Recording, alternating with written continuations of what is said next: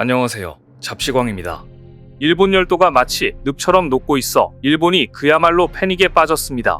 가뜩이나 최근 들어 대한민국의 주변국인 일본, 중국 등에서 지진 횟수가 빈번해지고 있어 경각심이 커지고 있는데요.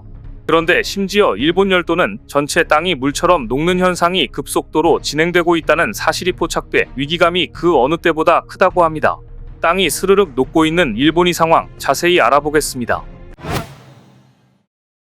지난 19일 일본 나가사키 현스시마 이른바 대마도 인근 해역에서 규모 3.9의 지진이 발생하며 일대에 큰 흔들림이 있었습니다.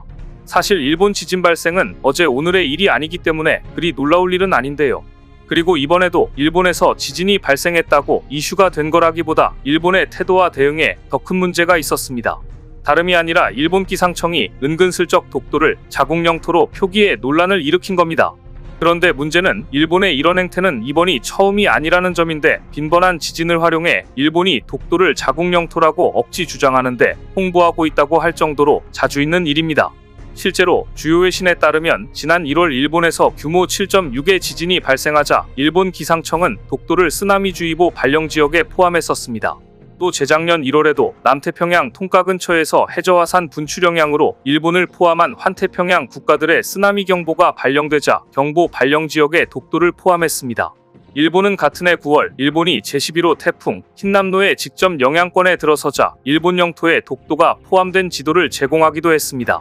이렇듯 일본에서 지진이나 태풍이 발생할 때마다 일본 기상청이 제공하는 관련 지도에 독도를 다케시마로 표기해 국제적으로 오인하려지가 큰데요.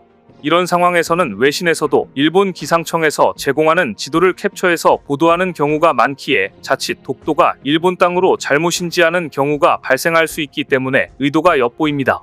상황이 이러자 이렇게 일본 기상청이 독도를 다케시마로 표기해오는 데 대해 서경덕 교수가 지난 3년간 계속해서 항의했지만 여전히 고쳐지지 않고 있는 상황입니다.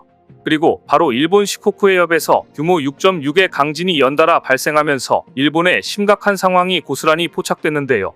심지어 일본 기상청은 일주일 안에 비슷한 강도의 지진이 또 올 수 있다고 경고하면서 일시적인 현상이 아님을 드러냈습니다.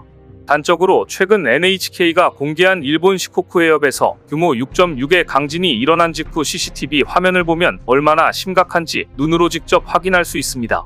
이에 따르면 이번에 에히메현과 포치현에서는 사람이 제대로 서 있기 힘들다는 진도 6약의 진동이 감지됐는데 이 정도의 강도는 1996년 관측 이후 28년 만의 일입니다. 상황이 이러자 건물 외벽이 부서지고 담벼락이 무너진 모습도 곳곳에서 눈에 들어옵니다. 일본 현지 주민들은 땅울림이 오고 지진이구나 싶더니 갑자기 옆으로 흔들렸다. 가구를 고정 안 해놨는데 서랍이 떨어져 방이 절반이 물건들로 순식간에 가득 찼다라고 당시 상황을 전했습니다.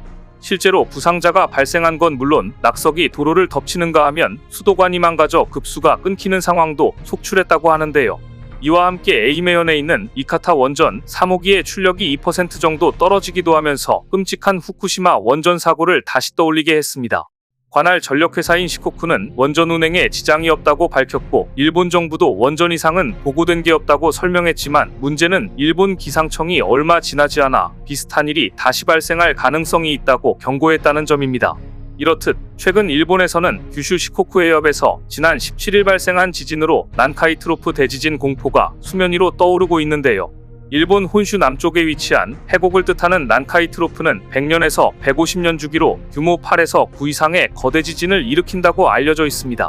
난카이 트로프는 일본 시즈오카현 스루가만에서 규슈 동쪽 태평양 연안 사이 4000m 해저에 위치한 협곡으로 이를 따라 파니경계에서는 1년에 수 센티미터씩 가라앉고 있습니다. 학계에서는 난카이 트로프 거대 지진이 100년에서 150년 간격으로 일어난다고 보고 있는데 문제는 마지막 난카이 트로프 거대 지진이 지금으로부터 약 80년 전에 발생했다는 겁니다. 이 때문에 일본에서는 앞으로 20에서 30년 이내 또 한 번의 거대 지진이 발생할 것이라는 우려가 커지고 있는 상황으로 피해는 동일본 대지진에 맞먹는 수준이 될 것으로 보입니다. 특히나 후지산이 폭발할 가능성까지 있는데 일본 정부는 피해를 모두 복구하는데 일본 전체 예산의 2배가 넘는 220조엔 우리 돈으로 1997조 원이 들 거라고 추산하고 있습니다. 그런데 이번 지진 진원이 난카이 트로프 인근에서 발생하면서 일본 정부와 일본 언론이 한껏 주의를 기울이며 평소와 달리 극도로 경계하는 모습을 보였는데요. 먼저 지진조사위원회는 기자회견을 열고 지각변동 관측 데이터에 특별한 변화는 관측되지 않지만 거대 지진 발생 가능성이 높아진 상황이라며 평상시에도 대비에 나설 것을 강조했습니다. 위원장인 히라타나오시 도쿄대 명예교수는 특별한 변화를 나타내는 데이터를 얻지 못했다는 것일 뿐이라며 언제든 거대 지진이 발생해도 이상하지 않다는 것을 명심하고 내진에 대비해야 한다고 거듭 강조했습니다.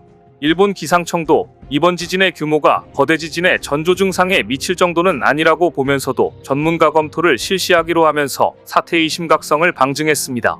상황이 이러자 일본 언론은 거대 지진에 대한 대비가 여전히 부족하다고 지적하며 걱정하는 시선을 보냈는데요. 일반적으로 일본 기상청은 난카이 트로프의 비정상적인 현상이 관측된 경우나 지진 발생 가능성이 상대적으로 높아질 경우 난카이 트로프 지진 임시정보를 발령하는데 아사히 신문이 이에 대한 홍보가 부족해 주민들 절반 이상이 모르고 있다고 지적한 겁니다. 난카이 트로프 지진 임시정보는 피해 예상지 주민들을 일주일간 고지대로 대피하도록 하는 대비 알림입니다. 아사히 신문은 시즈오카현 등 피해 예상 지역 주민들은 이를 전혀 모르고 있다며 설문조사 결과 임시정보에 대해 들어본 적은 있지만 내용을 모른다고 응답한 사람이 32%, 들어본 적이 없다고 응답한 사람이 31%나 된다고 지적했습니다.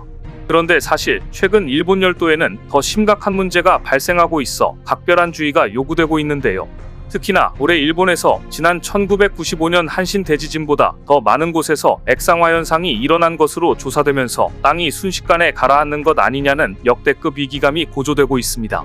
실제로 일본에서 노토반도 지진이 발생한 지 석 달이 지났지만 액상화 피해가 여전히 심각한 상황입니다. 지진 진동 때문에 땅속에서 물이 솟아올라 땅이 액체처럼 변하는 액상화 현상은 최근 발생한 지진으로 인해 1만 5천여 건이나 액상화 피해가 잇따랐습니다. 국립지구과학재해복구연구소 NID에 따르면 이시카와, 도야마, 니가타, 후쿠이현에 최소 1724지점에서 토양 액화가 발생한 것으로 드러났습니다. NID 연구팀은 지난 1월과 2월 이 지역을 250제곱미터 블록으로 나눠 액화로 인한 물보라와 모래 분출이 발생한 지점을 세어봤는데요.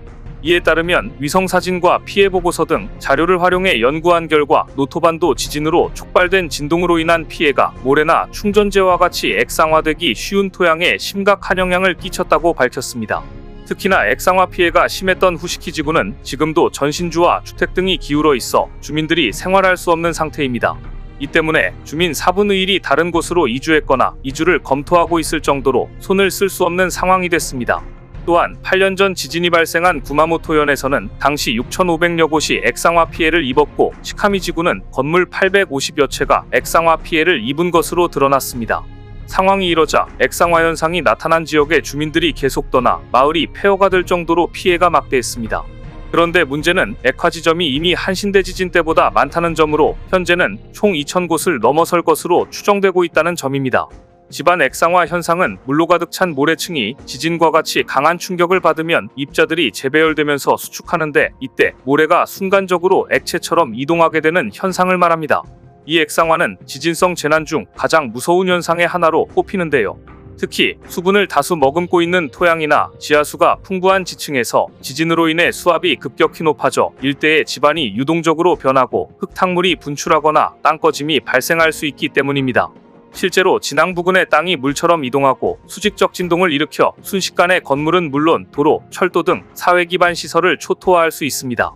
특히 지하매설된 수도관, 가스관, 송전선, 통신망 같은 공급시설이 파괴되기 쉬운데 일본에서 전선을 매립 지중화하지 않고 전봇대와 송전탑을 덕지덕지 세우게 된 것도 액상화 우려 때문입니다.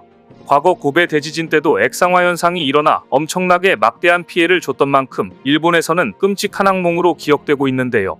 작년에 중국 서북부에서 발생한 규모 6.2의 지진 직후 높이 2m 안팎의 진흙이 한 마을을 덮쳤던 것도 집안 액상화 현상 때문이었습니다. 더구나 중국에서도 대도시의 거의 절반이 심각한 수준의 집안 침하를 겪고 있는 것으로 나타나면서 일본과 같은 상황이 중국에서도 재현될 여지가 매우 큽니다. 지구온난화로 해수면이 상승하고 있는 가운데 중국 내 대도시에 무더기로 지어진 건물의 무게를 땅이 버티지 못하고 있는 데다 지하수마저 고갈되면서 사태가 걷잡을 수 없이 심각해지고 있습니다. 최근 베이징대는 중국 도시의 45%가 연간 3mm 이상 가라앉고 있으며 16%는 침하 속도가 연간 10mm를 넘는다고 밝혔는데요. 이런 추세가 계속된다면 앞으로 100년 이내에 중국 영토의 26%는 해수면보다 낮아질 것으로 보이는 등 위기감이 고조되고 있습니다. 여기에 더해 지난 3일 규모 7.4 강진을 겪은 대만 동부에서 지진이 또 여러 차례 발생하면서 막대한 피해가 잇따랐는데요.